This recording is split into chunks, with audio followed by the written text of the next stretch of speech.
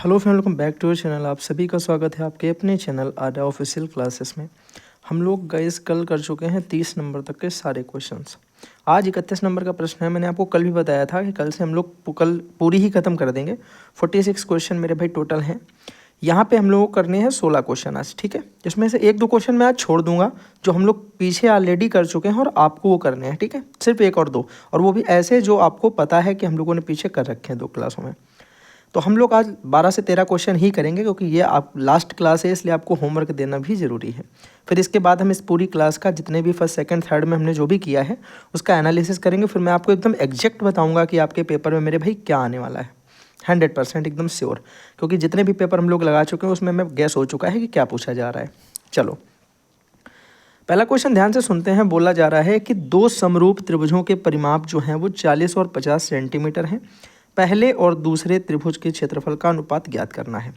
ध्यान से सुनिएगा, कॉन्सेप्ट ये होता है कि 2 समरूप त्रिभुज हों। अगर आप बोलोगे भैया अगर 2 समरूप त्रिभुज होते हैं तो इन दोनों समरूप त्रिभुजों की भुजाओं का अनुपात, भुजा फर्स्ट इनका मान लेते हैं, भुजा फर्स्ट है ऊपर वाली,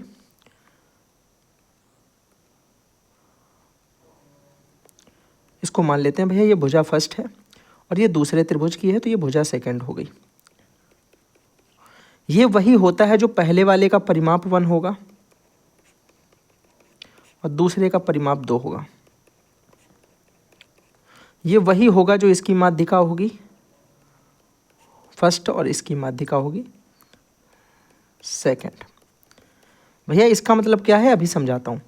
इसका मतलब ये है भैया कि जब 2 समरूप त्रिभुज होंगे, यानी 2 त्रिभुज आपस में सिमिलर होंगे, समरूप होंगे, तो हम उनकी भुजाओं का अनुपात बोलें, या उनके परिमाप का अनुपात बोलें, या उनकी माध्यिका का अनुपात बोलें, उनके जो है अंतः केंद्र की त्रिज्या का अनुपात बोलें, परिवृत्त की त्रिज्या का अनुपात बोलें, ये सारे के सारे अनुपात समान होते हैं। एक बात समझ में आ गई। अब आप बोलोगे भैया अगर ये हमसे पूछ रहा है उसके क्षेत्रफल का अनुपात, क्या पूछ रहा है, हमसे बोल रहा है कि उसके क्षेत्रफल का अनुपात बताओ, उसके क्षेत्रफल का अनुपात बताओ। आप बोलोगे भैया चाहे हम इसका स्क्वायर कर दें, चाहे इसका स्क्वायर कर दें, चाहे इसका स्क्वायर कर दें, इनमें से किसी भी इस रेशियो का जो भी हमें अनुपात दिया है उस अनुपात का अगर हम स्क्वायर कर देते हैं, मान लो 1/2 है, हम अगर इसका स्क्वायर करेंगे तो हो जाएगा 1/4। तो बोलोगे अगर ये मेरे भाई उसका रेडियस का अनुपात था, या इनर रेडियस था, अंतः केंद्र की त्रिज्या था, बाह्य केंद्र की त्रिज्या था, परिमाप का था, भुजा का था, किसी का भी ये अनुपात लिखा था, जैसे ही हमने इसका स्क्वायर किया ये हो गया क्षेत्रफल का अनुपात। बात समझ में आ गई। तो कोई 2 समरूप त्रिभुजों में अगर हमसे अनुपात से रिलेटेड कॉन्सेप्ट पूछा जाएगा तो भाई मेरे बता लोगे कि नहीं बता लोगे, जल्दी से एक बार बोलो। बोलोगे बढ़िया तरीके से बता लेंगे और आराम से बात पूरी समझ में आ गई है। अब सुनना मेरे भाई ध्यान से सवाल को। क्वेश्चन बिल्कुल सरल है। उसने आपको दिया कि परिमाप जो है ये और ये दे रखा, मैंने मान लिया कि समरूप त्रिभुज के परिमाप का अनुपात, समरूप त्रिभुज के परिमाप का अनुपात कितना है, आप बोलोगे वो हमें दे रखा 40/50। 0 से 0 कट जाएगा, आप बोलोगे ये हो जाएगा 4/5। तो यहाँ लिख दोगे कि समरूप त्रिभुज के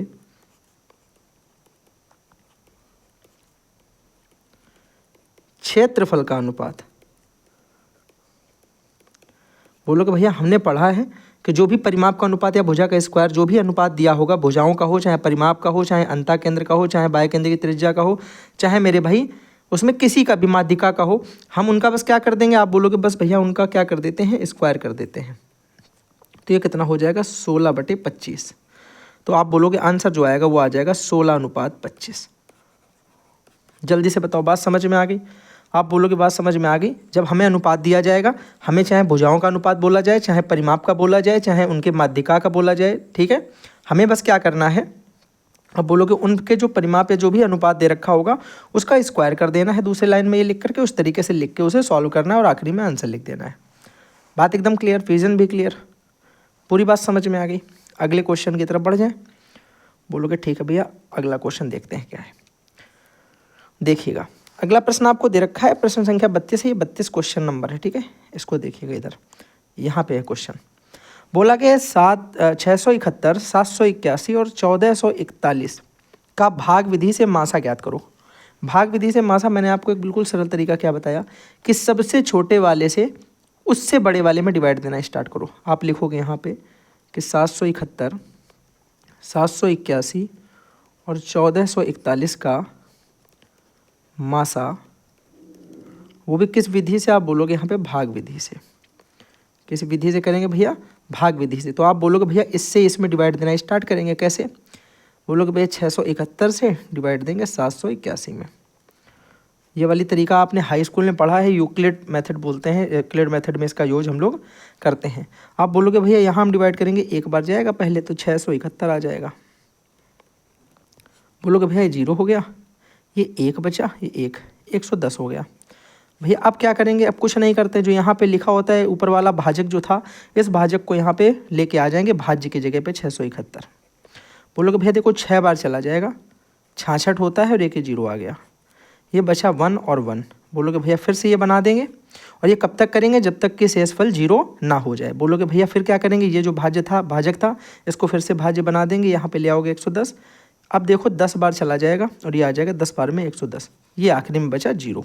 जब आखिरी में 0 बचता है तो जो लास्ट वाला ये भाजक होता है, यही हमेशा मेरा SCF होता है, यही हमेशा मेरा मासा होता है, यही हमेशा मासापा होता है। लेकिन भैया सिचुएशन यहाँ पे ये क्रिएट हो रही है कि अभी मेरा ये मासा है, इस बात को सिद्ध करने के लिए एक पद और बचा है जिसे अभी तक हमने उसमें नहीं लिया है पार्टिसिपेट, इसका तो कुछ है नहीं पूरे में। तो बोलोगे भैया लास्ट में हम क्या करेंगे? जो यहाँ पे मेरा आता है इससे हम इसमें भाग दे के उत्तर की पुष्टि कर लेते हैं। हम क्या करते हैं? पुष्टि कर देते हैं मेरे भाई। 11 से डिवाइड करके देखेंगे 1441 में, अगर ये पूरा पूरा कटता है तो मासा है। हम बोलेंगे भैया देखो पहले एक बार गया तो 11 आ गया, बचा भैया 3 उतारा लिया 4 का। बोलोगे भैया अब 3 बार देंगे तो 33 आ जाएगा, 11 3 33 बचेगा, 1 उतारा ले लेंगे 1 का, या 1 बार दे देंगे 11 एकम 11। तो बोलोगे ये भी विभाजित हो गया, इसलिए यहाँ लिख दोगे अतः 11 जो है वो मासा होगा। ये हमारा उत्तर हो गया। आई होप मेरे भाई आपको बात समझ में आ गई होगी। आपको सारी चीज़ें करके दिखानी है, मन में नहीं करना है, शॉर्ट ट्रिक्स नहीं लगानी है। आप कितने भी SSC के महारथी हो पर आपकी बैक लग जाएगी, ठीक है? आपको SSC वाला कॉन्सेप्ट तो बिल्कुल भी नहीं लगाना है इसमें। सारी चीज़ें आपको करके दिखानी है, लिखनी है स्टेटमेंट्स एक एक कि इसकी उत्तर की पुष्टि करने के लिए, या फिर 1441 में 11 से भाग देने पर। ये सारी चीज़ें जो भी आप कर रहे हो उस स्टेटमेंट को भी आपको लिखना होता है, यही DLED का खेल है पूरा, ठीक है? आगे बढ़ जाए। कई बार आपको लगेगा ये तो बच्चों वाला काम है, SSC के टॉपर्स हैं हम लोग, जो भी है। ये क्वेश्चन देख लो। क्वेश्चन बोला है 4, 11, 16, 15, 12, 5, 7, 9, 10। इसका माध्यिका इसकी बतानी है। माध्यिका मतलब मीडियन बतानी है, ठीक है? तो भैया माध्यिका हमें पता है, माध्यिका निकालने के 3 तरीके। यहाँ पे कौन सा लगाना है? मैंने कहा वर्ग अंतराल दिया नहीं है, ठीक है? तो जो बड़ा वाला तरीका होता है वो तो लगाना नहीं है कि जिसमें हम CF वाली कॉन्सेप्ट को यूज करते हैं। तो बोलोगे इसका मतलब भैया यहाँ पे हम ये तो देखेंगे या तो ये इवन वाला लगेगा या तो ये ऑड वाला लगेगा, या तो सम वाला या तो विषम वाला। अब ये दोनों मैं आपको पहले बता देता हूँ। जैसे मान लिया कि एक जगह हमने आपको पद दे दिए A, B, C, D, E। हमने कहा इसकी माध्यिका निकालनी है, और दूसरी तरफ हमने आपको दे दिया A, B, C, D, E, F, और हमने कहा इसकी भी आपको माध्यिका निकालनी है। आपको ये 2 अलग अलग चीज़ें दिख रही हैं कि नहीं? क्योंकि भैया यहाँ पे 1, 2, 3, 4, 5 पद हैं। कितने पद हैं? 5। आप बताओ जरा, 5 एक सम नंबर होता है कि विषम? आप बोलोगे 5 तो एक विषम संख्या होती है, जबकि यहाँ पे 1, 2, 3, 4, 5, 6 ये तो 6 आ रहा है भैया। 6 क्या है? 6 एक सम संख्या है। तो यहाँ पे सम है और यहाँ पे विषम है, तो इन दोनों के लिए अलग अलग तरीके हैं मासा को निकालने, माध्यिका को निकालने के लिए। अब भैया एक बात और ध्यान से सुनना, जब भी हम इस डाटा को सेट करते हैं तो हम इसे या तो आरोही में या तो अवरोही क्रम में सेट करते हैं। या तो आरोही में करें या तो अवरोही में करें, ये हमें हमेशा याद रखना है कि दिए गए डाटा को हम या तो आरोही क्रम में करते हैं सेट, या तो अवरोही क्रम में करते हैं। बात समझ में आ रही? तो हम लोग मैक्सिमम भैया आरोही क्रम में ही डाटा को सेट रखते हैं। अब सुनना एक बात को ध्यान से, वो तुम्हें बिल्कुल इंपॉर्टेंट याद रखनी है कि भैया जब भी विषम पद होगा तो माध्यिका क्या होगी? जब विषम पद होगा तो माध्यिका होगी मेरे भाई n+1/2वां पद, 2वां पद। और जब भी मेरे भाई सम होगी तो होगा 1/2 ब्रैकेट में n/2वां पद प्लस n/2 + 1वां पद।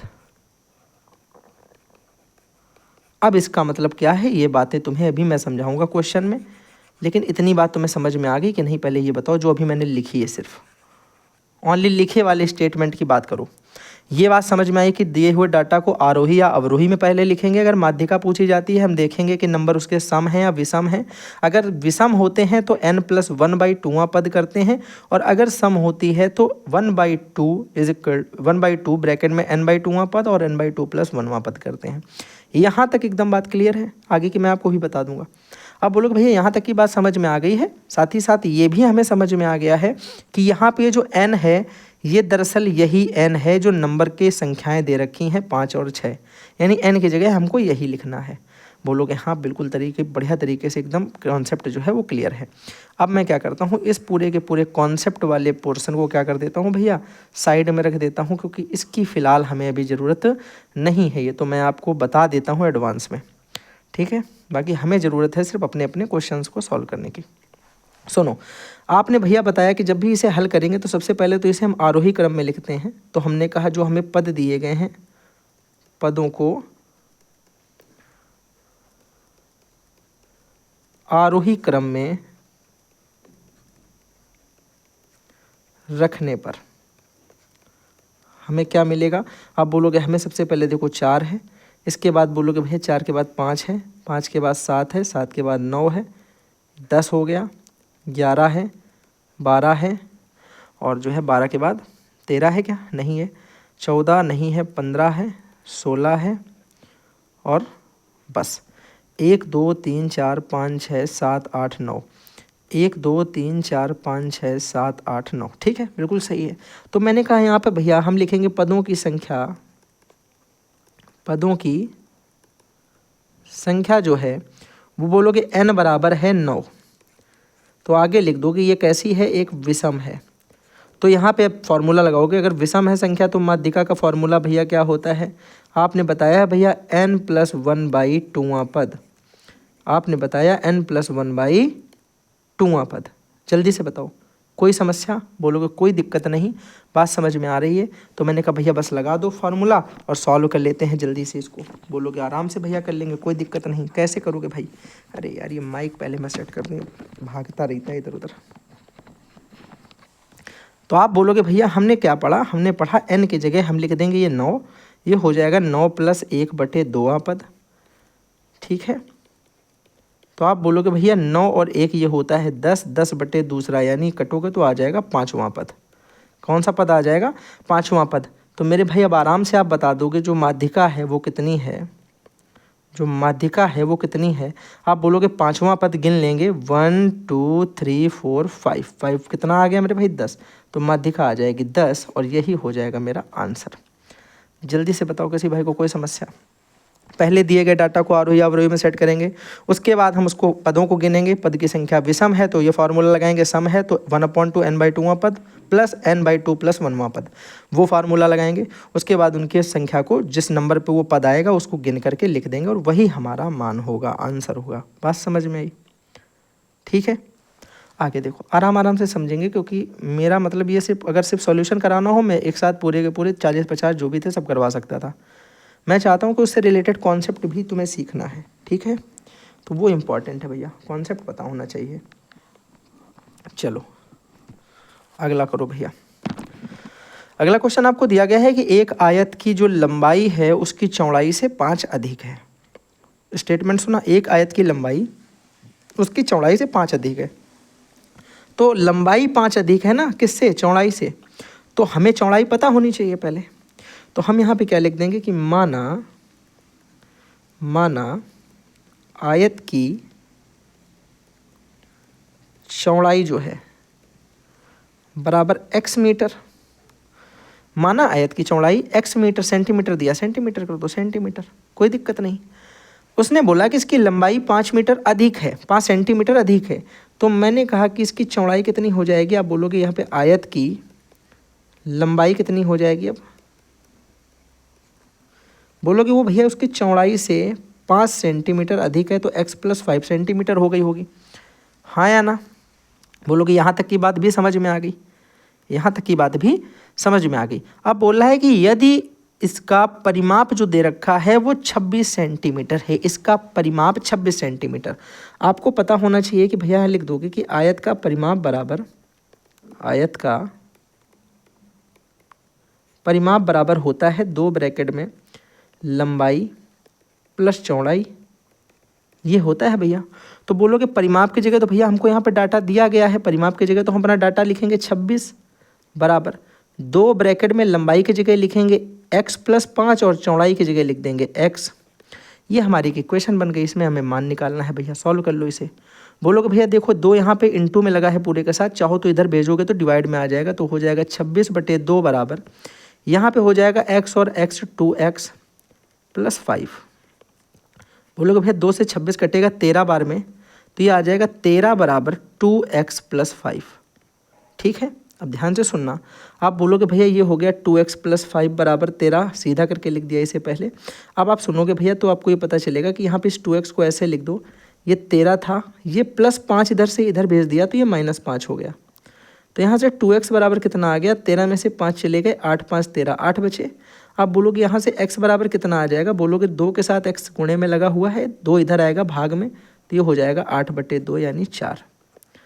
तो बोलोगे भैया 4 सेंटीमीटर आ गया x का मान। आपसे पूछा था कि आयत की लंबाई कितनी है, x मान नहीं है आंसर। आंसर आपसे याद रखना कि पूछा क्या गया है, लंबाई पूछी गई। लंबाई भैया थी x + 5। लंबाई कितनी थी, x + 5 थी। तो भैया x का मान आ गया है 4 प्लस हो गया 5, 5 4 मिलके हो गया मेरे भाई 9 सेंटीमीटर। तो आप बोलोगे 9 centimetre is answer of my this question. This is my question का आंसर हो गया मेरे भाई। आपको बात भी समझ में पूरी आ गई होगी। बढ़िया अच्छी तरीके से मैं डिलीवर करता हूँ चीज़ों को एकदम आराम आराम से। समझ में आ गया कि नहीं आ गया, बोलोगे हाँ। अगले क्वेश्चन की तरफ बढ़ जाते हैं। नेक्स्ट नंबर है हमारा क्वेश्चन नंबर 35।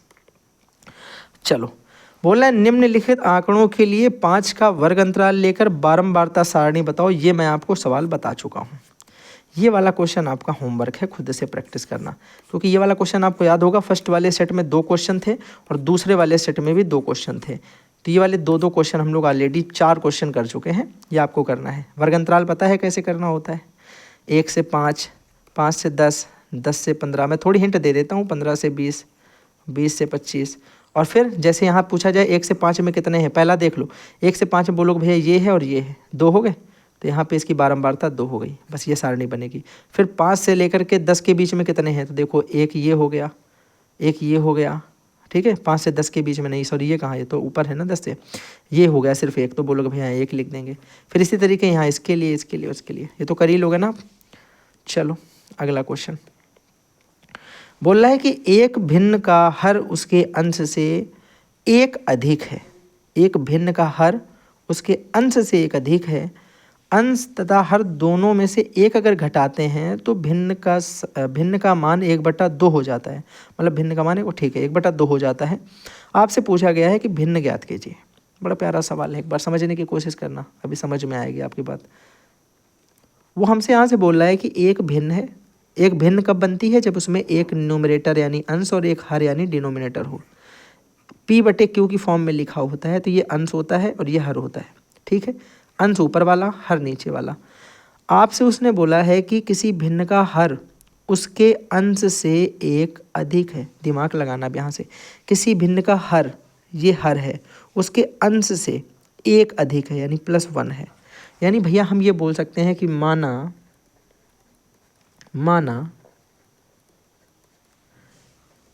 भिन्न का अंश जो है वो x है, और यहाँ से हम ले लेते हैं कि और भिन्न का हर जो है वो कितना हो जाएगा। आप बोलोगे सिंपल सी बात है भैया, अंश से हर एक ज़्यादा है तो हर जो है वो x + 1 हो जाएगा। कोई समस्या यहाँ पे किसी भी भाई को, कोई भी दिक्कत? बोलोगे नहीं भैया, उसने खुद बोला है कि अंश जो है अंश से हर एक ज़्यादा है, तो अंश से हर एक ज़्यादा कर दिया, ठीक है। बोला गया है कि अंश तथा हर दोनों में से एक घटाने पर भिन्न का मान 1/2 हो जाता है। यहाँ हम लिख देंगे प्रश्नानुसार जो उसने हमसे बोला, उसने हमसे कहा कि इस भिन्न में अंश और हर दोनों से एक को अपन घटा देते हैं ऐसे करके, तो इसका मान हो जाता है 1/2। ये बन गई इक्वेशन।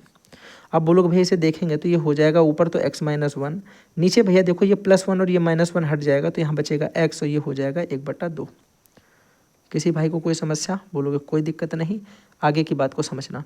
आप बोलोगे भैया कैंची गुणा करा देंगे, x का गुणा इस 1 से कराओगे तो x एकम x आ जाएगा, और भैया 2 का गुणा इससे कराओगे तो ये आ जाएगा 2 ब्रैकेट में x-1। इसे मैं लिख दूंगा मेरे भाई x बराबर, इसे अंदर इंटू कराओगे तो ये हो जाएगा 2x-2। आप बोलोगे भैया सिंपल सी बात है, x को यहाँ उठा लो, 2 को इधर उठा लो, तो ये हो जाएगा 2x - x बराबर 2। -2 इधर आएगा, +2 हो गया, और मेरे भाई x को हम इधर लेके गए तो -x हो गया। बोलोगे 2x से अगर x चला गया तो बचा x बराबर कितना आ गया? 2। x बराबर कितना आ गया? 2 आ गया। आगे आपसे उसने क्या बोला गया है? आगे आपसे पूछा था उसने भिन्न क्या होगी। भैया सिंपल सी बात है, भिन्न मेरी जो थी वो क्या थी? आप बोलोगे जो भिन्न थी वो थी x/x + 1। तो बोलोगे ये हो जाएगा 2/2 और 1 3। ये हो गया मेरा आंसर, 2/3 हो जाएगा इसका आंसर। मेरे भाई बात समझ में आ गई कि नहीं आ गई? जल्दी से बता दो एक बार, जल्दी से बोलो एक बार। कोई समस्या किसी को?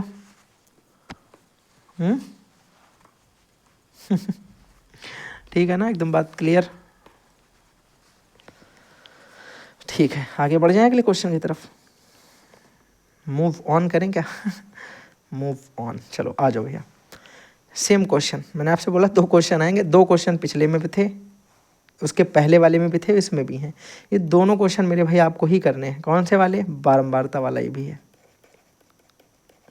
वहाँ पे गैप 5-5 का था, यहाँ 10-10 का है, तो इस बात को थोड़ा सा ध्यान में रख के, इसमें मैं हिंट भी नहीं देने वाला, मैं बताने वाला भी नहीं हूँ कुछ, आपको ही करना है।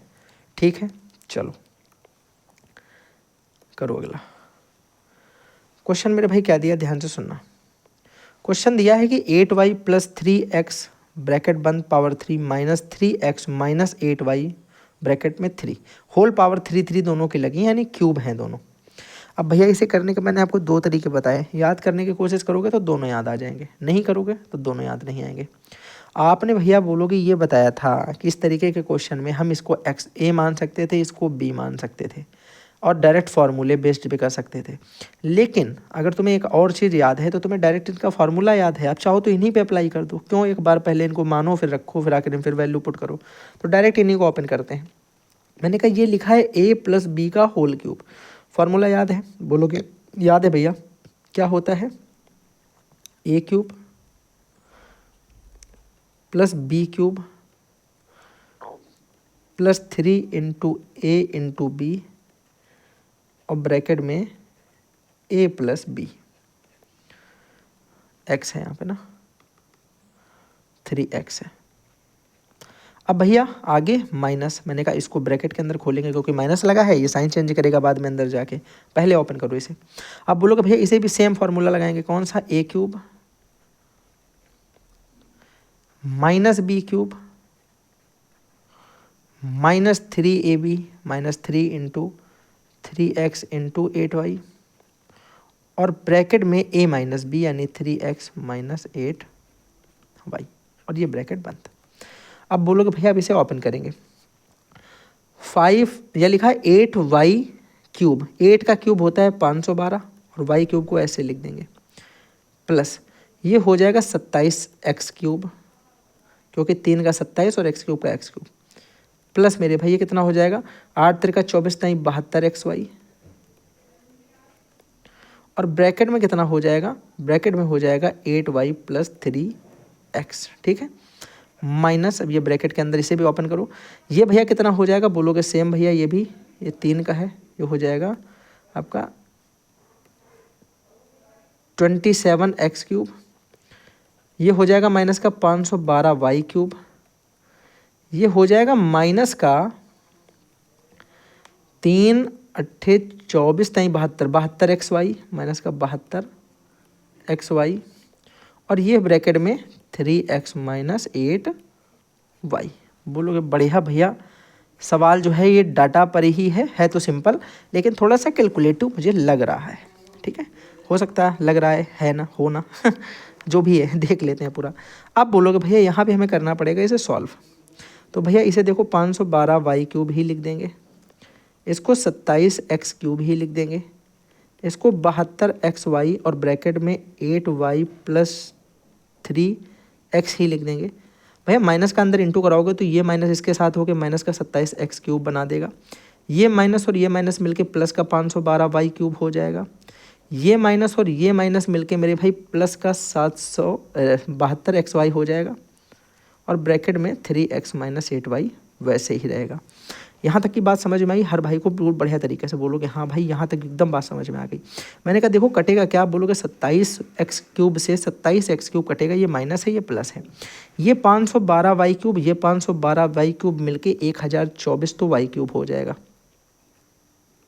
ठीक है, आगे बोलोगे भैया ये 72xy मिलके हो जाएगा मेरे भाई 144xy ब्रैकेट में 3x माइनस 8y।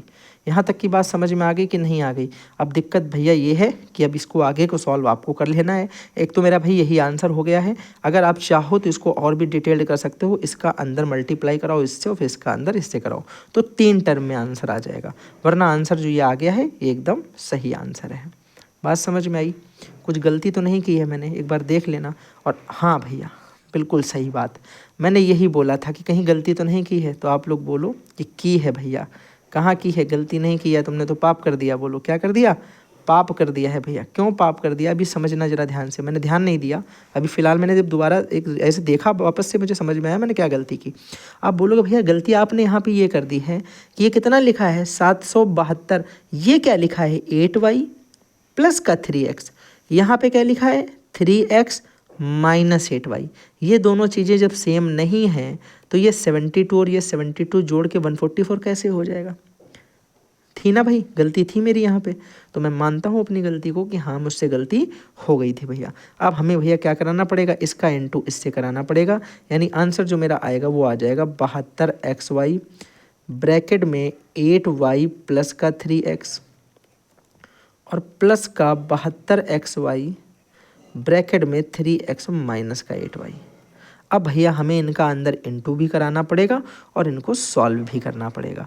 अब आप चाहो तो मैं इसे और थोड़ा सा सॉल्व करने की कोशिश करता हूँ, मैं करता हूँ थोड़ी सी कोशिश, परेशान मत होइए, मैं ही करूँगा आपके लिए ही नहीं, सब छोड़ दूँगा। क्योंकि मुझे पहले इसको क्या करना पड़ेगा, थोड़ा सा छोटा करके ऊपर खसकाना पड़ेगा। सुनिएगा जरा ध्यान से यहाँ पे बात को। आप बोलोगे भैया यहाँ पे हमें ये दिखाई पड़ रहा है कि ये लिखा है 1024y³ प्लस का। अब मैंने कहा जब इसका इंटू इससे कराओगे तो ये हो जाएगा 72 गुणे 8 इंटू एक्स वाई और ये y इंटू वाई मिल के y²। फिर भैया प्लस का ये हो जाएगा 72 गुणे 3 x²y, क्योंकि यहाँ x था x² हो गया और y वैसे रहा। फिर बोलोगे भैया ये हो जाएगा जब इसका इससे कराओगे तो 72 गुणे 3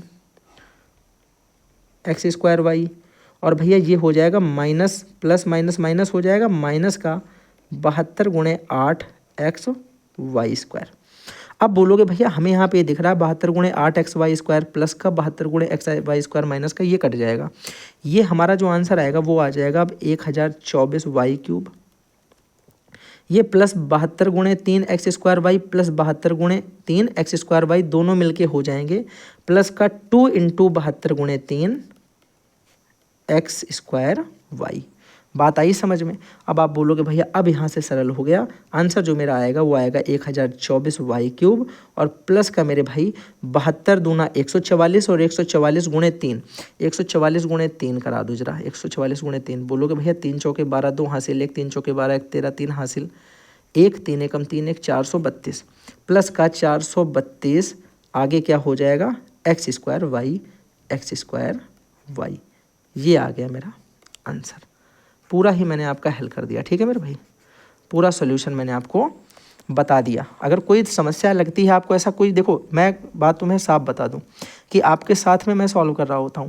अगर आपको कभी ये लगता है कि बीच में भैया माइनस प्लस ये कैसे होगा ये कैसे, तो देखो डाउट है तो पूछ सकते हो। अगर मुझसे कुछ गलत होता है मैं पहले ही एक्सेप्ट करता हूँ कि गलतियाँ जल्दबाजी में हो सकती हैं, गलती होंगी भी कैसे आपको पता होगा।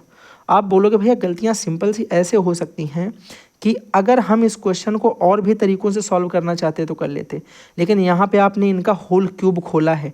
क्या भैया इसे करने का कोई और तरीका है? तुम्हारे क्वेश्चंस होने चाहिए कि क्या हम इसे ऐसे कर सकते थे, क्या हम इसे ऐसे कर सकते थे, मतलब तुम्हारे पास बहुत सारे ऑप्शंस होते हैं। कोई लोग इस क्वेश्चन को ऐसे करते हैं कि इसको क्यूब अलग खोला, इसका क्यूब अलग खोला, इसका माइनस अंदर करके सॉल्व कर लिया। अगर मैं तुमसे यहाँ पे ये बोल दूँ कि भैया अगर कोई इंसान ये सेम क्वेश्चन, मैं इसका डुप्लीकेट एक पेज लेता हूँ, फिर मैं आपको उसमें देखो बताता हूँ।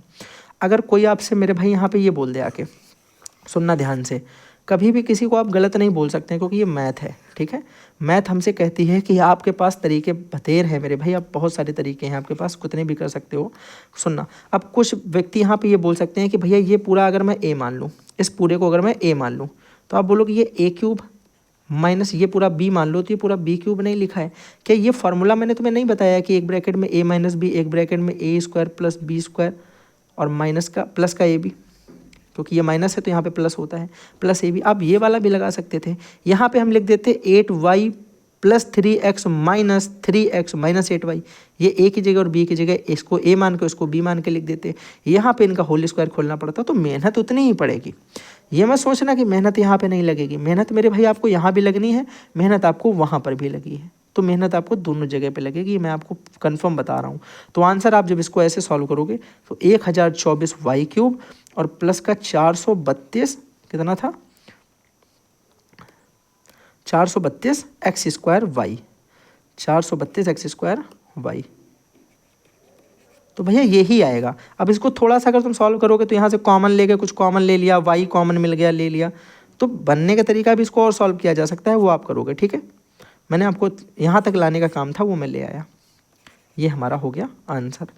आगे बढ़ते हैं मेरे भाई, ज़रा और समझते हैं क्वेश्चंस को। अगला क्वेश्चन क्या बोल रहा है, इसको ज़रा ध्यान से पढ़ना है, स्टेटमेंट को समझना। क्वेश्चन दे रखा कि एक मैदान की लंबाई 30 मीटर और चौड़ाई 15 मीटर है। यदि इस मैदान पर 5 सेंटीमीटर वर्षा क्या 5 सेंटीमीटर वर्षा हुई, ओके, तो ज्ञात कीजिए कि मैदान में कुल कितने लीटर पानी गिरा। ये बढ़िया सवाल लग रहा है मुझे। यहाँ पे आपसे बोला है कि एक मैदान है, अच्छी बात है, एक मैदान है, 30 मीटर लंबाई है, 15 मीटर चौड़ाई है, और इस मैदान पर 5 सेंटीमीटर वर्षा हुई है। हाँ, तो ज्ञात कीजिए कि इस मैदान में कुल कितने लीटर पानी भर गया, कितने लीटर पानी गिरा। ठीक है, तो अगर हम ये इसका आपको एक चीज़ पता होगी कि अगर हम इसका 1 घन मीटर का निकालें, 1 घन मीटर का मतलब होता है 1000 लीटर। अगर हम बात करें मेरे भाई यूनिट की, तो 1 घन मीटर होता है 1000 लीटर के बराबर। तो हम निकाल देते हैं इस वर्गाकार मैदान में, अगर देखा जाए तो इसका एक तरीके से इसमें पानी गिरेगा तो पानी भर जाएगा, आयतन निकाल देंगे। क्या निकाल देंगे? मैदान का आयतन। आप निकाल दोगे भैया मैदान का आयतन। आयतन क्या होता है? जब उसके अंदर कुछ भरा जाए। और क्षेत्रफल क्या होता है? जब उसके ऊपर पेंट किया जाए। तो पानी से पेंट नहीं होगा, पानी तो भरेगा, तो हम आयतन निकालेंगे। अब मैदान का आयतन निकालोगे मेरे भाई तो लंबाई चौड़ाई और इसको ऊंचाई मेरे भाई मानोगे तो क्या हमें मिल जाएगा? L into B into H, घनाभ के आकार का मैदान हो जाएगा। आप बोलोगे ये भैया सॉल्व करेंगे तो कितना आ जाएगा? आप बोलोगे देखो 30 मीटर दे रखी लंबाई, 15 मीटर दे रखी चौड़ाई और 5 सेंटीमीटर दे रखी है ऊंचाई। लेकिन हम क्या करेंगे, 5 सेंटीमीटर को भी क्या किस में चेंज करेंगे? मीटर में, क्योंकि पूरा डाटा मीटर में दे रखा। आप बोलोगे सेंटीमीटर से मीटर में बदलोगे, 100 से गुणा करा देंगे। सॉल्व करोगे भैया देखो 0 से 0 कट जाएगा, ठीक है ना। 5 से इसे काटोगे, 5 दूनी 10, 2 बार में ये तुम्हारा आ जाएगा 15 या 45/2। कितना आ जाएगा? 45/2 मीटर क्यूब। 45/2 मीटर क्यूब आ जाएगा। हमें निकालना है पूरा का पूरा डाटा किस में? पहले हम इसको और सॉल्व करो। इसको पहले 2 से काटो, 2 से काटोगे तो देखो 22 दूनी 44 और 22 पंचे 2 पंचे 10, यानी 22.5 मीटर क्यूब आ गया। इतने मीटर क्यूब जल भरेगा। क्या होगा? इतने मीटर क्यूब जल वर्षा होगी। अब आपसे पूछा ये मान लीटर में बताना है, तो 1 घन मीटर बराबर होता है 1000 लीटर। तो इतने घन मीटर बराबर कितना हो जाएगा? तो आप बोलोगे लीटर में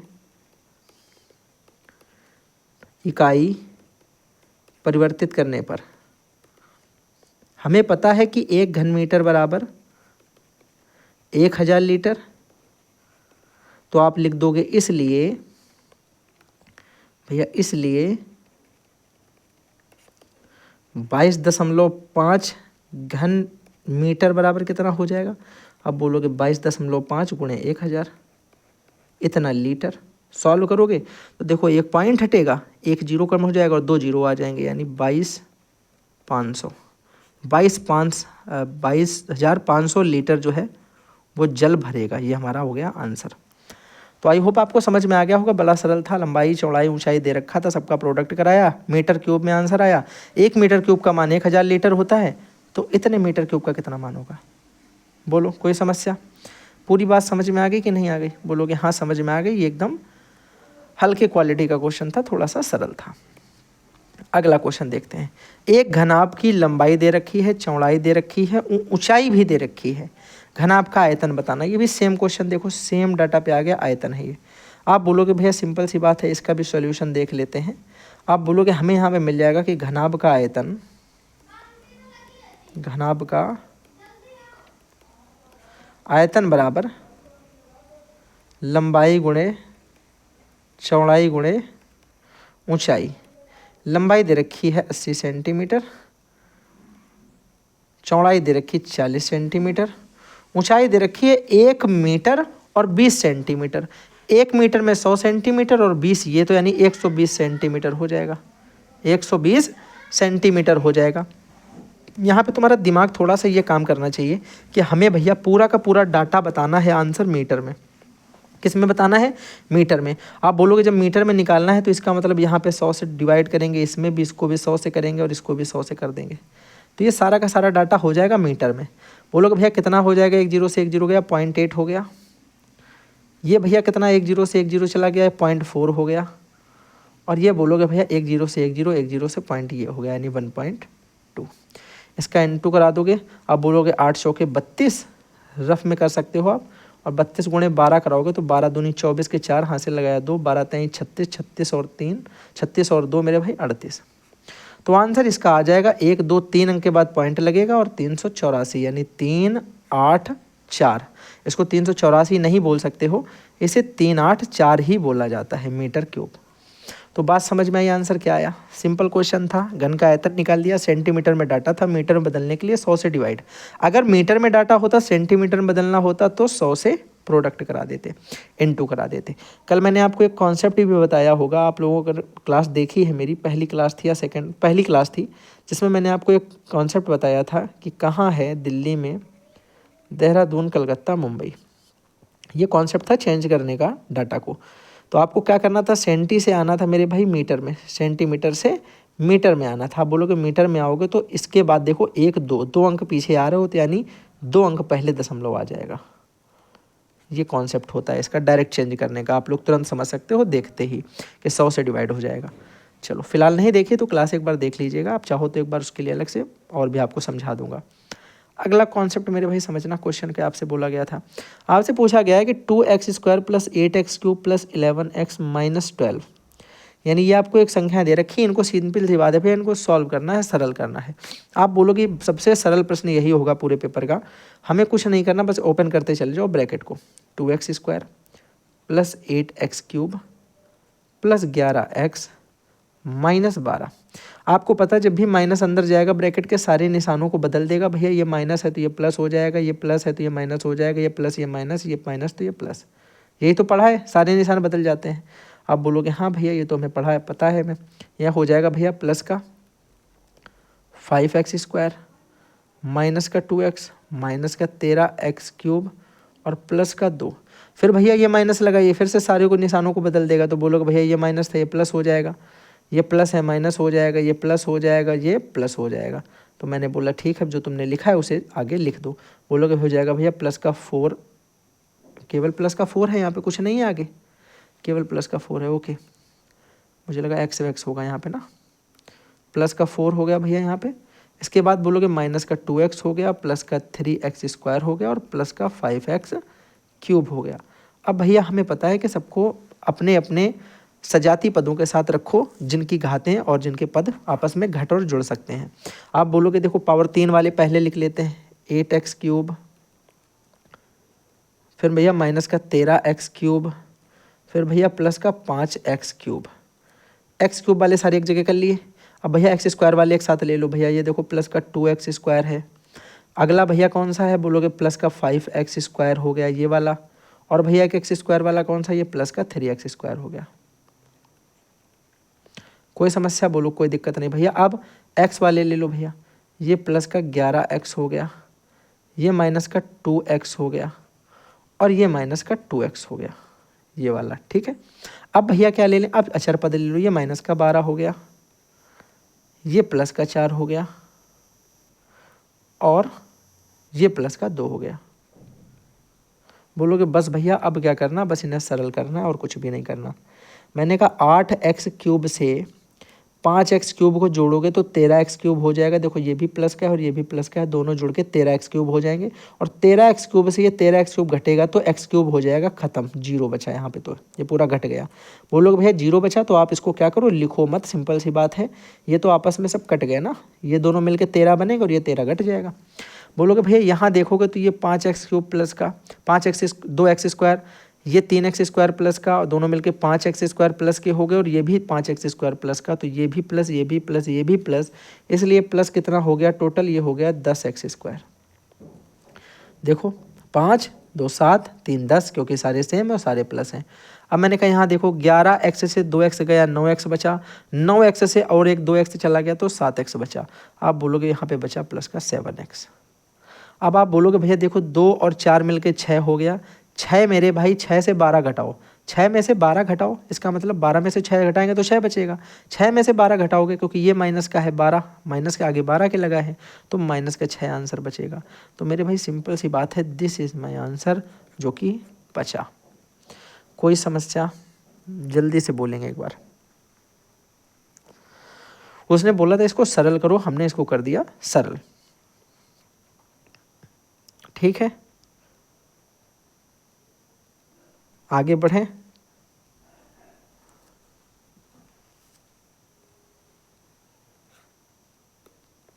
अगले प्रश्न को देखो ध्यान से।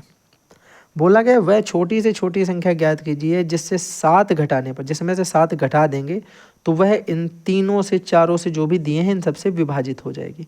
एक संख्या जो दी गई संख्याओं से विभाजित हो जाए मतलब इनका एलसीएम होगी।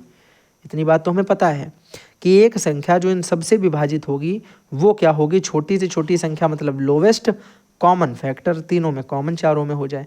ये मैंने आपको ऑलरेडी समझा चुके हैं। तो हम लोग क्या निकाल लेंगे भैया, सिंपल सी बात, हम लिख देंगे 12, 16, 18, 21 से विभाजित छोटी से छोटी संख्या। कैसे निकलेगी आप निकालोगे, इनका निकाल देंगे हम लासापा। किसका किसका, 12, 16, 18, 21 का। तो बोलोगे भैया ठीक है निकाल लेते हैं, 12, 16, 18 और 21। बोलोगे भैया बिल्कुल सरल है मेरे लिए ये सब करना, गलत हो गया थोड़ा सा। बोलोगे भैया ऐसे करेंगे, ऐसे करेंगे, और ये तो आपने सिखाया ही है हमें कि यहाँ 2 से जाएगा, ये 6 आ जाएगा, ये 8 आ जाएगा, ये 2 9 18 और ये 21 नहीं जाएगा। फिर भैया हमने कहा यहाँ पे 2 से चला जाएगा, ये 2 23 है, ये 2 चौके 8, ये 9 और ये 21, ऐसे ही लिख दो। बोलोगे भैया अभी भी 2 से जाएगा, ये नहीं जाएगा, ये चला जाएगा, 2 दूनी 4, ये 9 नहीं जाएगा, ये 21 नहीं जाएगा। बोलोगे भैया अभी भी 2 से दे देंगे, ये 3, ये 1 हो गया, ये 3 सॉरी ये कहाँ, ये 3 से थोड़ी ना दिया है, ये 9 और ये 21। अब बोलोगे भैया अब हमें दिख रहा है यहाँ पे कि ये 3 से जाएगा। देखो 3 एकम 3, ये 1 पहले से लिखा है, 3 तिरका 9, 3 सत्ते 21। फिर भैया 3 से दे देंगे तो ये वाला 3 1 हो जाएगा। आखिरी में भैया 7 बचेगा तो आखिरी में 7 से दे देंगे तो ये वाला 7 भी 1 हो जाएगा। मैंने नीचे जगह नहीं इसलिए ऐसे कर दिया, ठीक है। तो आप बोलोगे भैया जो लासा आ जाएगा, जो एलसीएम आ जाएगा वो कितना आ जाएगा, आप बोलोगे वो आ जाएगा 2 × 2 2 2 और 3 कितनी बार है, 2 बार, और 7 कितनी बार है, 1 बार। आप बोलोगे भैया इनका गुणा कराओगे तो कितना आ जाएगा, 2 दूनी 4, 4 दूनी 8, 8 दूनी 16, 16 3 48, 48 × 21, 48 × 21। अब आप भैया इसे सॉल्व करोगे तो 21 अट्ठे 168, 8 हाथ से लगाया 16 और 21 चौके मेरे भाई 84 हो जाएगा। तो ये तुम्हारा हो जाएगा पूरा पूरा 100। कितना हो जाएगा, अरे यार ये क्या लिखा मैंने ऊपर, 8 समझ के जोड़ दिया क्या इसे, उसे मैंने 8 समझा, 84 तो था, 84 और 16 100 हो गया ये, ठीक है। ये आपको मैंने दिखाने के लिए लिख दिया, ठीक है, 100 हो गया। अब आप बोलोगे भैया 100 हो गया, तो हम यहाँ पे लिख देंगे। तो ये कितना हो गया नंबर? बोलोगे नंबर आएगा 1008। कितना आएगा? 1008। लेकिन ध्यान से सुनो, एक दिक्कत यहाँ पे वो ये थी, उसने बोला कि कोई एक संख्या है। अब यहाँ पे ध्यान से सुनना, कुछ लोग इसको 1008 को आंसर लिख दोगे, उनका गलत हो जाएगा। 1008 तो वो नंबर है जो इनसे इनसे इनसे और इनसे पूरा पूरा विभाजित हो जाएगा। लेकिन आपको एक बात पता है, उसने स्टार्टिंग में ही बोला कि छोटी से छोटी संख्या जिसमें से 7 घटाएंगे तब वो इन तीनों से कटेगा। अगर वो 7 नहीं घटाया जाएगा तो इन तीनों से नहीं कटेगा। आप बोलोगे तो संख्या जो होगी वो क्या हो जाएगी? आप बोलोगे भैया वो संख्या हो जाएगी 1008 और +7, क्योंकि हमने 8 इसमें घटा रखा है। अब ये हो जाएगा 1015। कितना हो जाएगा? 1015। और ये मेरा आंसर हो जाएगा 1015। अब आप सोच रहे होगे भैया ऐसा क्यों? भाई तुम ये बताओ, उसने स्टार्टिंग में ही बोला कि जब हम दी गई संख्या में से 7 घटाएंगे, जब हम दी गई संख्या में से 7 घटाएंगे तभी वो संख्या इन तीनों से कटेगी। 1008 तो इन तीनों से बिना कुछ घटाए कट जाएगी। तो हमें पहले ऐसा नंबर बनाना है कि अब इसमें जब हम 7 घटाएंगे तो 1008 आएगा, 1008 इन सबसे कट जाएगा। तो 1008 लाने के लिए हमें मेरे भाई क्या करना पड़ेगा? 7 उसमें जोड़ना पड़ेगा। जब कोई चीज़ है नहीं तो घटा कैसे देंगे यार भाई? सिंपल सी बात है। 1008 में 7 घटा दोगे, 1001 बचेगा, कटेगा नहीं इनमें से। तो तुम्हें बात समझ में आनी चाहिए भैया, ये बात आ गई ना समझ में? अब सुनना, ये सवाल हो गया, तो अब ये सवाल जरा बताओ कैसे होगा। ये क्या दे रखा है? बोला गया है कि एक आयताकार मैदान की लंबाई जो है वो दे रखी है 80 मीटर और चौड़ाई जो है वो 60 मीटर दे रखी है। रुकना एक सेकंड, पहले मैं क्या करूँगा, इसकी स्टेटमेंट समझूंगा और फिर मैं इसका फिगर पहले ड्रॉ करता हूँ मेरे भाई, ठीक है। अब बोलोगे भैया एक आयताकार मैदान, कुछ ऐसा होगा आयताकार मैदान, आई थिंक। कोई गलत तो नहीं लग रहा देखने में? ऐसा ही तो होगा। आप बोलोगे हाँ भैया एक आयताकार मैदान ऐसा ही होता है। आगे उसने बोला है कि इसकी जो लंबाई है वो 80 है, मतलब इसकी लंबाई जो है वो 80 है और इसकी चौड़ाई जो है वो 60 है, तो दिस वन इज 60। यहाँ तक की बात एकदम आराम से समझ में आ गई। उसने बोला इसके बीचों बीच लंबाई के समांतर 5 मीटर तथा चौड़ाई के समांतर 3 मीटर चौड़ी सड़क बनाई जाती है। मतलब इसके लंबाई के समांतर 5 मीटर, इसके चौड़ाई के समांतर 3 मीटर चौड़ी सड़क। ठीक है, अच्छा ओके, वेट भैया समझना जरा ध्यान से, यहाँ समझ में आएगा। अगर मैं तुमसे ये बोलूँ, ध्यान से सुनना, मैं कलर इसका चेंज करूँगा ताकि रोड अलग कलर की रहेगी तो समझ में ज़्यादा आएगी। आप बोलोगे भाई उसने ये हमसे बोला ड्राइंग, अरे मैं फिगर कहाँ से ले रहा था अभी। उसने ये बोला कि इसके लंबाई के समांतर, ये बताओ ये इसकी लंबाई है और इसके समांतर कोई रास्ता बनाएंगे तो वो ऐसी तो होगी, हाँ या ना? बोलोगे भैया कंफर्म है वो रास्ता ऐसी होगी। ये देखो इसके लंबाई के समांतर है और इसके चौड़ाई के समांतर जो रास्ता होगी वो कैसी होगी? बोलोगे वो भैया रास्ता ऐसी होगी। और बीचों बीच बनानी है तो मेरे अंदाजे से ये बीचों बीच होगी। इस समय मान लेते हैं कि बीचों बीच है, एग्जैक्ट तो नहीं है वैसे। अब आपसे क्या बोला गया है? आपसे बोला गया हमने रास्ता पूरी बना ली है और लंबाई के समांतर वाली रास्ता जो है इसकी चौड़ाई 5 मीटर है, मतलब ये वाली चौड़ाई जो है ये 5 है और ये वाली जो है चौड़ाई के समांतर ये 3 है। आई होप यहाँ तक बात सबको समझ में आ रही होगी। बोलोगे हाँ समझ में आ रही है। आगे आपसे उसने बोला है कि अगर इस सड़क को बनाने में 15 रुपये प्रति मीटर वर्ग की खर्चा आता है, 15 रुपये प्रति वर्ग मीटर का खर्चा आता है, तो कुल कितना रुपया इसमें मेरा खर्चा हो जाएगा? ये बड़ा प्यारा प्रश्न है, समझना ध्यान से भाई। सिंपल सी बात है, अगर मैं यहाँ पे ये आपसे बोलूँ, देखिएगा ध्यान से सुनिएगा, अगर मैं आपसे यहाँ पे ये बोलूँ कि लंबाई के समांतर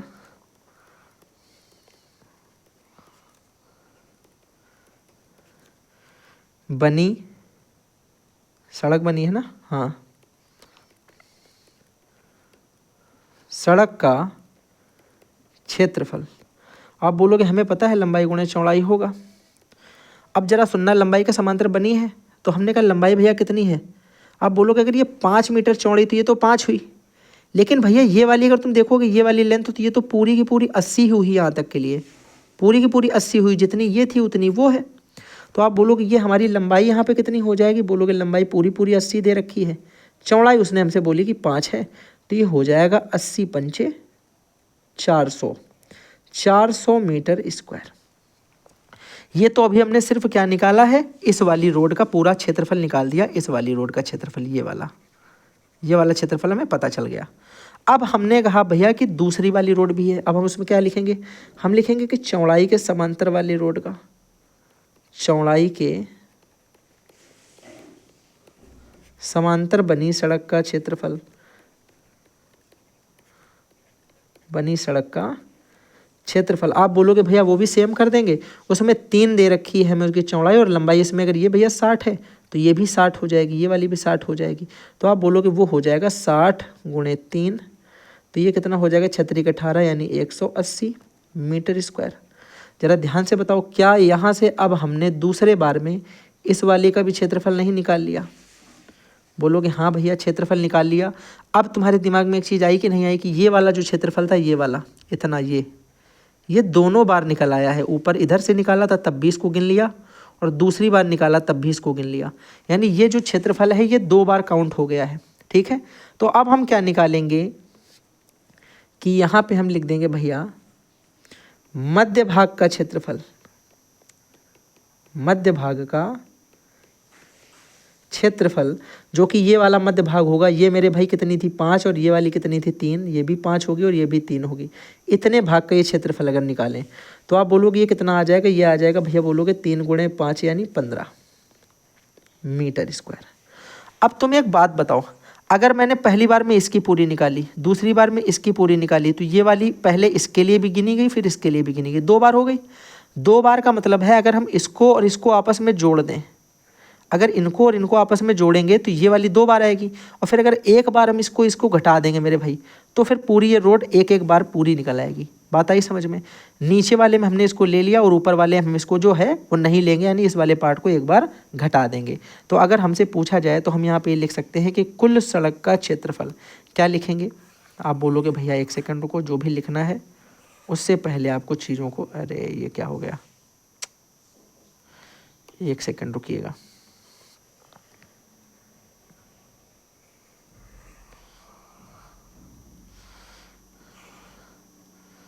आप बोलोगे भैया यहाँ तक की बात मुझे समझ में आ गई है, इसके आगे की बात समझनी है। इसके आगे की बात भैया ये है कि अगर हमसे पूछा जाए कि कुल सड़क का क्षेत्रफल, क्या बोला जाए, कुल सड़क का क्षेत्रफल, तो आप बोलोगे वो हो जाएगा 400 meter square plus 180 meter square. तो बोलोगे इसमें तो भैया एक बार ये निकली एक बार ये निकली, ये वाली तो 2 बार हो गई, फिर भैया इस बार माइनस कर दोगे ना एक को, 180 मीटर स्क्वायर से 15 मीटर स्क्वायर को ये माइनस कर देंगे, तो ये आ जाएगा कुल सड़क का क्षेत्रफल। बोलोगे भैया कितना हो जाएगा, ये हो जाएगा मेरे भाई 180 है, यहाँ पे 180 मीटर स्क्वायर है। आप बोलोगे 400 और 180 मिलके 580 हो गया, 580 में से 15 चला गया तो कितना बचा, 565 मीटर स्क्वायर। अब भैया सिंपल सी बात है, 1 मीटर स्क्वायर का खर्चा 15 रुपया है, तो 565 मीटर स्क्वायर का खर्चा कितना आएगा? आप यहाँ लिख दोगे भैया कुल खर्च, कुल खर्च कितना हो जाएगा, कुल खर्च हो जाएगा 565 मीटर स्क्वायर का खर्च 565 गुणे 15। भैया सॉल्व कर लोगे आंसर आ जाएगा, मैं करके दिखा देता हूँ आपको।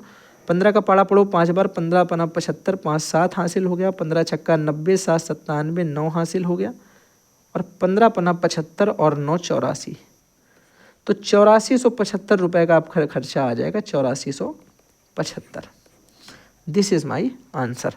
बात समझ में आ गई कि नहीं आ गई? एकदम बेहतरीन तरीके से कॉन्सेप्ट क्लियर हो गया। पहले हमने इस रोड का निकाला, फिर इस रोड का निकाला, ये रोड 2 बार काउंट हो गया था, इसको एक बार निकाल के माइनस कर दिया तो सिंगल बार पूरी रोड का आ गया। फाइनली हमें पैसा निकालना था, इंटू 15 करा दिया। 15 से गुणा क्यों कराया, किसी की दिक्कत है? 1 वर्ग मीटर में अगर इतना रुपया देते हैं 15, तो बताओ जरा 565 वर्ग मीटर में कितना पैसा देंगे, गुणा करा दोगे। ठीक है, कोई समस्या? आगे बढ़ जाए, चलो 3 क्वेश्चन बचे बस गिनती के, कोई समस्या नहीं, आराम से हो जाएंगे। आपको दे रखा है कि यदि ABC और PQR में AB इतनी है, BC और AC, PQ, QR और PR सब कुछ दे रखा है। दोनों त्रिभुज में सर्वांग समता का परीक्षण कीजिए। भाई देखो ये बड़ा सिंपल सा क्वेश्चन मुझे लग रहा है। मान लो कि एक ट्रायंगल आपका कुछ ऐसा होगा और एक ट्रायंगल आपका कुछ मान लेते हैं कि ऐसा होगा। दोनों देखने में कैसे होंगे? समरूप, यानी देखने में समान लगेंगे। आप बोलोगे भैया इसका नाम हम ले लेते हैं ABC। क्या ले लेते हैं? ABC। और इसका ले लेते हैं PQR। ठीक है। आप बोलोगे कि यहाँ पे हमें दे रखा है BC 7.1 और AB 3.5 और यहाँ पे जो है AC मेरी है 5। लग नहीं रही देखने में पर है। PQ 7.1,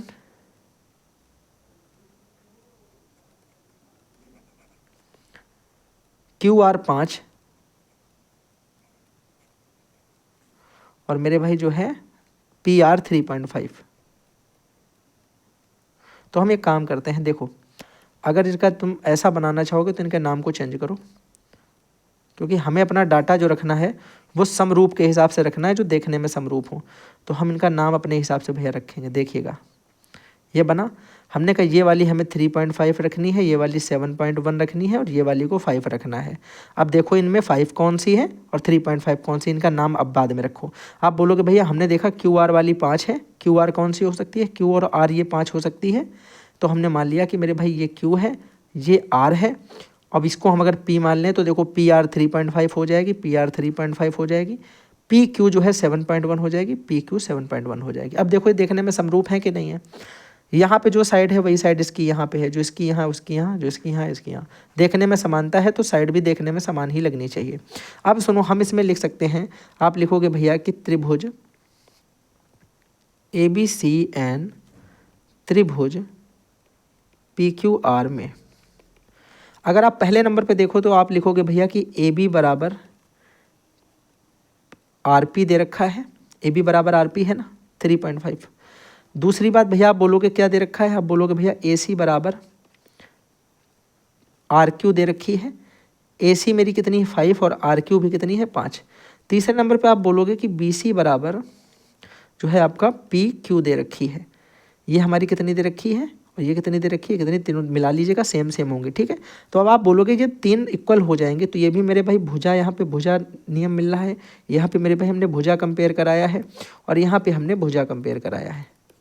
तो यहाँ पे हम लिखेंगे कि बाई CPCT, अब ना लिखो, आप लिखोगे यहाँ पे कि सर्वांग समता के अनुसार, सर्वांग समता हम देखते हैं तो आप लिखोगे SSS, यानी भुजा भुजा भुजा नियम से, भुजा भुजा भुजा नियम से। अब भुजा भुजा नियम से मेरे भाई ये क्या हो जाएंगे? आप लिखोगे भुजा भुजा भुजा नियम से ये हो जाएगा कि जो त्रिभुज ABC है वो सर्वांगसम हो जाएगा या समरूप हो जाएगा किसके? आप बोलोगे वो हो जाएगा त्रिभुज। अब देखो ABC लेने का तरीका सुनना, ABC A से आए B पे 3.5, फिर B से C पे गए 7.5, यानी 3.5 से 7.1 जाओगे तो 3.5 से 7.1 यानी RPQ लोगे। क्या ले लोगे? RPQ। ये याद रखना कि कैसे हमको इनको लिखना है। बाकी सर्वांग समता दिखानी है, आप ऐसे भी दिखा सकते हो, कंपेयर यहाँ कराने के लिए नहीं बात कही गई है। बात समझ में आ गई? किस तरीके से सवालों को करेंगे, भुजा भुजा नियम हम यहाँ पे दिखा देंगे, क्योंकि तीनों में भुजाएं ही समान दे रखी हैं। उसने कहा सर्वांग समता का परीक्षण करना है, तो हमने उनको परीक्षण करके दिखाया कि किस तरीके से हम इसको बोल सकते हैं कि दोनों आपस में सर्वांग सम हैं। बात आई समझ में? ये थोड़ा सा थ्योरेटिकल क्वेश्चन था, इसमें लॉजिक नहीं लगाना था। आगे देखो, ये एक बढ़िया क्वेश्चन है, एक आइडेंटिटी पे बेस्ड है।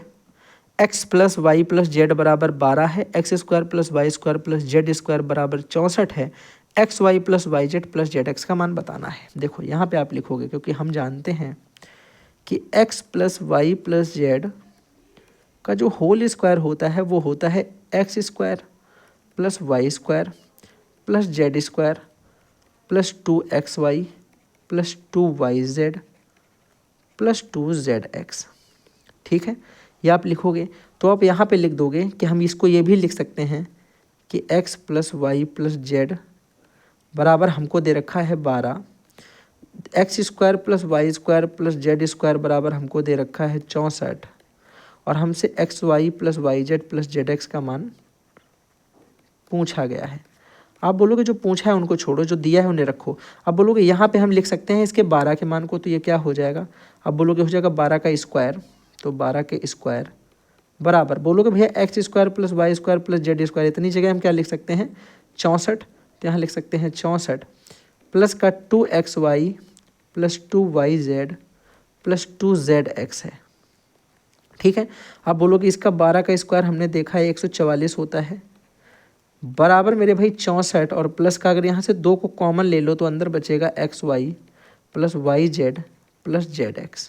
ठीक है, आप बोलोगे इस 64 को हम इधर ला सकते हैं, तो ये हो जाएगा 144 माइनस 64 बराबर हो जाएगा भैया 2 ब्रैकेट में xy plus yz plus zx। आप बोलोगे भैया 144 से 64 माइनस कर दिया, बचा मेरा कितना, आप बोलोगे 80 बचा, 80 बराबर हो गया 2xy plus yz plus zx। आप बोलोगे भैया 2 इधर इंटू में इधर आ जाएगा, डिवाइड में ऐसे कट जाएगा, इससे 2 से भैया 80 कटेगा तो 40 आ जाएगा, तो आप बोलोगे xy plus yz plus zx कितना आ जाएगा, बोलोगे आ जाएगा 40, और ये हो जाएगा मेरा आंसर। कोई समस्या किसी को, जल्दी से बताओ। फॉर्मूला है, आइडेंटिटी बेस्ड है, क्वेश्चन को आइडेंटिटी पर रखना है, वैल्यू को, और बस आंसर आ जाएगा। जल्दी से बोलो, बात आ गई समझ में।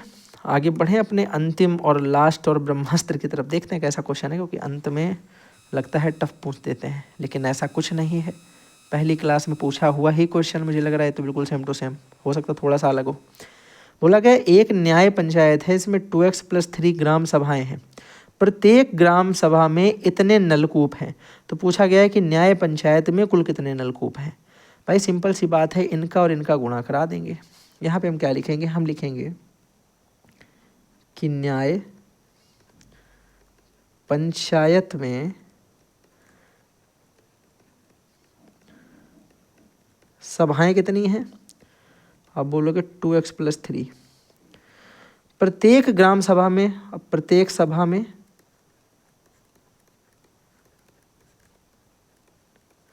नलकूप कितने हो गए भैया, आप लिखोगे वो हैं x² प्लस का 5x प्लस का 6। तो आप लिखोगे यहाँ पे प्रश्नानुसार कुल नलकूप भैया कितने हो जाएंगे, आप लिख दोगे गुणा हो जाएगा इनका 2x + 3 का इंटू किससे करा दोगे, x² प्लस 5x प्लस 6 से। अब भैया इसे बस सरल करना है, आंसर आ जाएगा। बोलोगे भैया पहले 2x का इंटू सब में करा देंगे, 2x का x² से कराओगे तो 2x³ हो जाएगा, प्लस 2x का 5x कराओगे तो 2 5 × 10 और x मिलके x² हो जाएगा, प्लस भैया 2x का 6 से कराओगे तो 12x हो जाएगा, फिर भैया प्लस का 3 का x² से कराओगे 3x² हो जाएगा। अब इस 3 का इससे कराओगे तो 3 × 5 = 15x हो जाएगा, और 3 का 6 से कराओगे तो 6 × 3 = 18 हो जाएगा। कोई समस्या बोलो, कोई दिक्कत नहीं। अब देखो कुछ सॉल्व हो जाए तो सॉल्व कर लेंगे। बोलोगे भैया x³ वाला तो ये एक ही है, कुछ नहीं होगा, ये x² और ये x² मिलके ये 10 और 3 13x² हो गया, प्लस का 13x² प्लस का मेरे भाई देखो 12x और 15x मिलके 27x हो गया, और ये प्लस 18 हो गया। अब मैंने कहा मेरे भाई ये हमारा आंसर हो गया कि इतने नलकूप होंगे, लेकिन सुनना ध्यान से, उसने सिर्फ हमसे अगर ये पूछा होगा कितने नलकूप है तो ये आंसर होता। उसने कहा है x = 1 पर, 1 रखने पर। आपको भैया ये भी बताना पड़ेगा कि x = 1 रखने पर नलकूप कितने होंगे।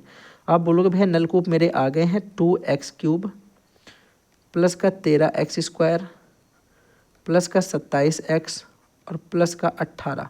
x = 1 रखोगे, जहाँ जहाँ x है वहाँ वहाँ 1 लिख देना है, क्या कर देना, 1 रख देना है।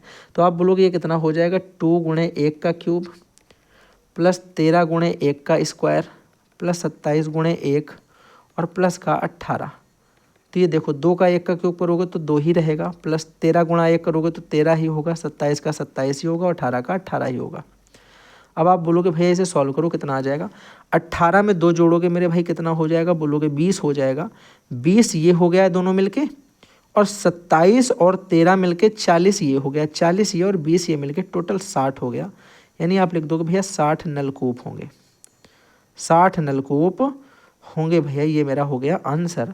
ये हमारा लास्ट क्वेश्चन था। सारे इंपॉर्टेंट क्वेश्चन जो बन सकते थे वो हम लोगों ने कर लिए हैं।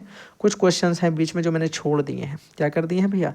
छोड़ दिए हैं। उनका रीज़न है कि उनमें बिल्कुल भी दम नहीं था और बड़े ही सिंपल क्वालिटी के क्वेश्चन थे, ज़्यादा सरल भी नहीं करना है तुम्हें। इतने हो चुके हैं अच्छे क्वालिटी के कि तुम सरल वाले तो कर ही लोगे। तो 3 क्लास हैं, बेस्ट क्वालिटी सॉल्यूशन, बेस्ट तरीके से एक्सप्लेनेशन, साथ ही साथ कॉन्सेप्ट का रिवीजन, कॉन्सेप्ट से रिलेटेड चीज़ें जो बताने वाली वो भी बताई हैं। इतना मैंने मेहनत आप लोगों के लिए की है, तो आपको क्या करना है कि बस वीडियो को सपोर्ट करना है, चैनल को सपोर्ट करना है, वीडियो को लाइक करना है, hit the press icon for my no update and thanks for watching.